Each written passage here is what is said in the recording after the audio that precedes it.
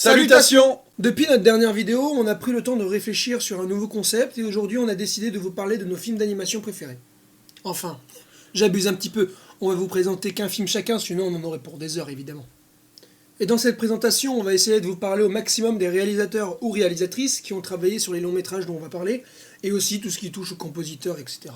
Et donc, nous allons vous parler du premier métrage de notre sélection qui est... Vous savez quoi? Devinez. Bah allez, vous trouvez pas? En même temps, c'est vrai qu'il n'y a pas trop d'indices. Si je fais ça...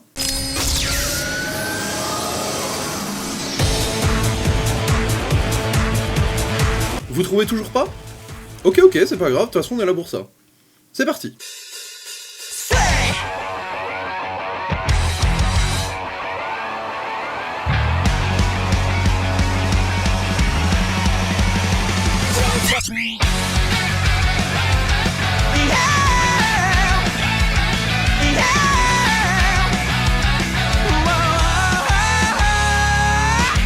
Attends, je te coupe, mais qu'est-ce que c'est que Redline? Redline, c'est surtout un projet de film de 1h42, produit par le studio Madhouse sous la réalisation d'un grand nom de l'animation. Ah ouais, merci. Attends, c'est pas fini. Cet ovni de l'animation est l'aboutissement de 5 ans de travail, pour un budget estimé à 8 millions de dollars, sous la supervision donc du grand Takeshi Koike. Oh là, calmos, je t'ai pas demandé autant, hein. Donc Takeshi Koike est en effet un grand nom de l'animation. Il est connu surtout depuis les années 2000, à l'époque à laquelle il passe d'animateur à réalisateur, avec en 2002 son premier court-métrage, Travas Fist Planet, sur lequel on reviendra plus tard, vous comprendrez pourquoi.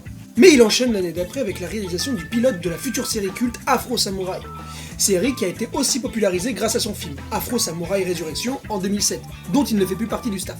Koike continue son expansion dans la culture japonaise et mondiale avec en 2003 l'épisode record du monde de la série Animatrix, inspiré de l'univers des films des Wachowski. Et pour le reste de 2003, il fera une apparition sur l'épisode 1 de l'animé de Cyberpunk, Technolize. Et on ne l'arrête plus, car en 2004 il revient encore une fois, pour nous faire le superbe opening de Samurai Champloo, ainsi qu'une animation clé sur l'épisode 5. Mais ce n'est pas tout, car c'est aussi en 2004 qu'il fera une apparition sur le projet Dead Leaves de Hiroyuki Imaishi. Passé une période de calme, Takeshi Koike revient en 2010 pour réaliser le pilote de la série animée Iron Man par Madhouse, mais aussi pour réaliser son projet le plus personnel, le film Redline. Maintenant que nous connaissons le réalisateur, on va s'attarder sur le reste de l'équipe, qui a produit ce projet fou furieux. Tout d'abord, on va parler du script, écrit en majorité par Ishii Katsuhito, qui avait donc aussi écrit le script de l'OAV Travas Fist Planet, qui est une sorte d'origin story de Redline, vu que les personnages de cette OAV se trouvent à un moment donné sur le lieu de l'histoire de Redline. Il faut aussi préciser que Redline est la première participation à un script d'animé pour Katsuhito, mais il n'était pas le seul à travailler sur le script. Il était aussi aidé de 2 personnalités de l'animation.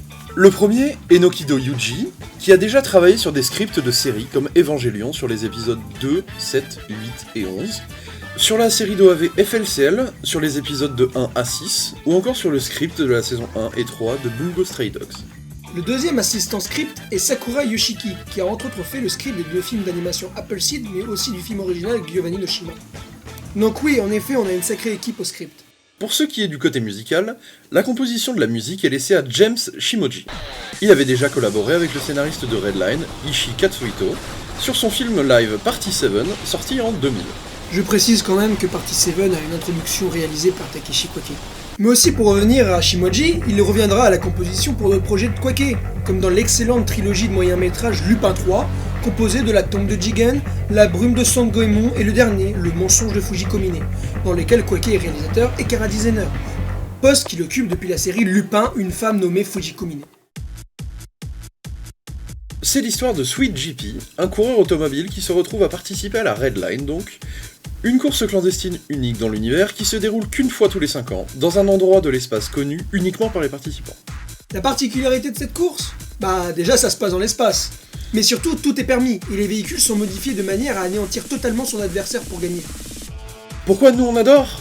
Parce que Redline, c'est un défouloir d'action sans arrêt, à la réalisation plus qu'impeccable. De plus, le chara-design de Koike brille de génie, le style d'ombrage qu'il utilise dans son design rend les personnages charismatiques au maximum.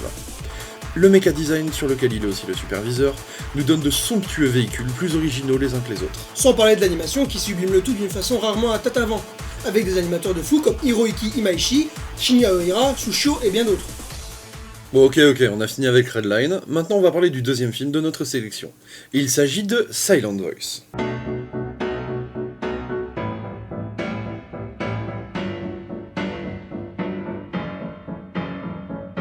C'est un film de 2h10 produit par le studio Kyoto Animation en 2016, sous la supervision de Naoko Yamada, une grande dame très connue de KyoAni, dont nous reparlerons juste après. Alors, le film est un projet d'adaptation du manga éponyme de Yoshitoki Aima, annoncé lors de la sortie du dernier chapitre de son œuvre. Petit aparté, on retrouvera en avril 2021 une adaptation d'un autre manga d'Oima, nommé To Your Eternity, par le studio Brainsbase. Brainsbase qui a réalisé Durara. Allez voir Durara, c'est bien Durara. Allez voir Durara, allez. Et plus sérieusement, pour revenir sur la réalisatrice de ce film, Naoko Yamada, elle est un grand nom affilié à la KyoAni. En effet, elle a débuté sa carrière sur l'anime Inuyasha, au studio Sunrise, aux poses intervallistes. Et elle a poursuivi sa carrière sur la série Hair, à KyoAni, au début toujours au poses intervallistes, avant de passer animateur clé. Elle enchaîne en 2007 par la réalisation de 2 épisodes de Clannad première saison, où elle commence à s'affirmer comme une figure montante au sein de KyoAni. Mais elle continue sa progression en réalisation encore des épisodes de Clannad saison 2, en 2008-2009.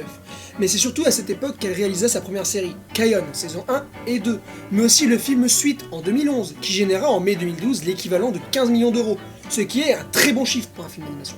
En 2013, elle participa à la direction et à l'animation de certains épisodes de Free, l'animé de natation de KyoAni. Mais elle continua encore à exercer son talent de réalisatrice sur Tamako Market et son film dérivé Tamako Love Story en 2014, pour lequel elle gagna une récompense. Et cette récompense, c'est celle du New Face Award, sachant que pour ce film, elle réalisa l'entièreté du storyboard et a écrit la musique du début. Cette superbe vision de réalisatrice sera utilisée en 2015 pour la nouvelle série musicale Hibike Euphonium, où elle sera à la réalisation ou encore directrice de production, mais elle sera aussi à la supervision de production. Série qui aura un spin-off cinématographique en 2018 nommé Lise et l'Oiseau Bleu. Mais c'est en 2016 que le film dont nous allons parler aujourd'hui est sorti, et il s'agit donc de Silent Voice. Pour ce film, en plus de la mangaka d'origine, Naoko Yamada a fait appel à Yoshida Reiko, qui est entre autres la script des séries Aria ou encore de l'adaptation anime du manga de Tsugumi Oba et Takeshi Obata, Bakuman. La réalisatrice prend pour l'aider au storyboard Kigami Yoshiji, qui avait déjà travaillé en tant que directeur d'épisode sur d'autres séries de KyoAni, comme par exemple Clannad, Air et Chunibyo. Alors, pour la partie musicale, les compositions sont données à Kensuke Ushio, qui est l'un de mes compositeurs préférés, travaillant de façon régulière avec son groupe Agraph, comme sur Space Dandy, ou encore d'autres animés comme Boogie Pop. Ushio ayant l'habitude de travailler sur un style plutôt électronique, comme sur Silent Voice, le compositeur a réussi à installer une atmosphère tantôt oppressante, tantôt joyeuse ou libératrice, malgré des sons que l'on pourrait catégoriser de minimalistes, ce qui est cohérent au vu de l'histoire. L'histoire traite de l'Ijime, ou le harcèlement scolaire en français. Mais pas que, le film traite aussi d'une romance basée sur la différence de l'autre. En effet, l'handicap est central dans ce film, la personnage principale étant malentendante. Elle est aussi victime de discrimination par l'autre personnage principal, qui, des années plus tard, face à sa culpabilité, fera tout ce qui est en son pouvoir pour se faire excuser des malheurs commis quand il était plus jeune. Déjà, personnellement, j'ai un amour particulier pour ce film, car je l'ai découvert au moment où je venais tout juste de commencer les animés. Et l'ambiance, les musiques, les seiyuu, mention spéciale à la seiyuu japonaise de Nishimiya, Ayami Saori, qui joue parfaitement le rôle de la malentendante, mais aussi la mention spéciale à la seiyuu française, qui elle par contre est une vraie malentendante. Ce sont tous ces éléments qui m'ont plu dans ce film, qui encore maintenant m'émeut à la simple écoute de Lit, le thème principal du film que vous entendez actuellement en fond.